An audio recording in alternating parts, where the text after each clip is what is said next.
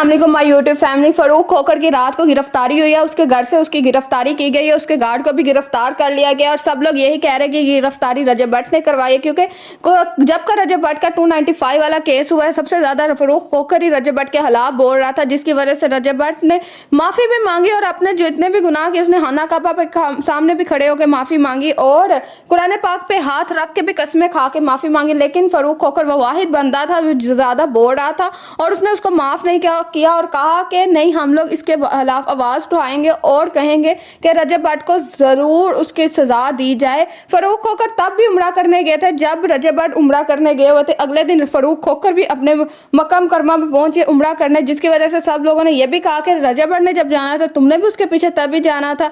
तो ये सबको साजिश ही लग रही थी कि फरूक खोखर कोई ना कोई साजिश रचा रहा है। अब यही कहा जा रहा है कि जैसे ही रजब भट्ट के दोस्त पाकिस्तान आए, फरूक खोखर की भी गिरफ्तारी हो गई।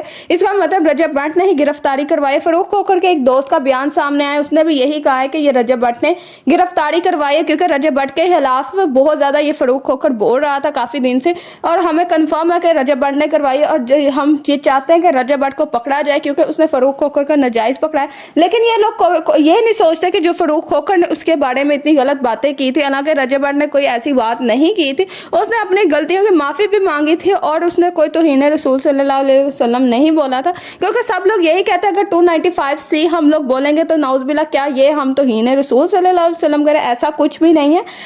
तो आप सब लोगों को दिल बड़ा करना चाहिए और माफ कर देना चाहिए। अगर कोई 295 अपनी गाड़ी के पीछे लगवाता है या कुछ भी, ये तौहीन नहीं है, तो आप खुदारा उसको माफ कर दे। तो रजब भट्ट ने भी इस चीज के बारे में काफी माफिया मांगी थी, लेकिन फरूक खोखर उसके दोस्त और काफी लोग ऐसे थे जिन्होंने बहुत ज्यादा इस बारे में आवाज उठाई और कहा कि नहीं नहीं, हम इसको माफ नहीं करेंगे, हम इसको जेल तक पहुंचाएंगे, ये वो, जिसकी वजह से रजब भट्ट पाकिस्तान छोड़ के ही वापस चले गए। और इस बात पे भी इसने तनकीद का निशाना बनाया कि ये पाकिस्तान छोड़ के क्यों वापस गया, अगर पाकिस्तान में रहता और ये अगर इतना ही सच्चा था पाकिस्तान छोड़ के क्यों गया। फरूक खोखर ने इस बात पे भी इशू बना लिया था।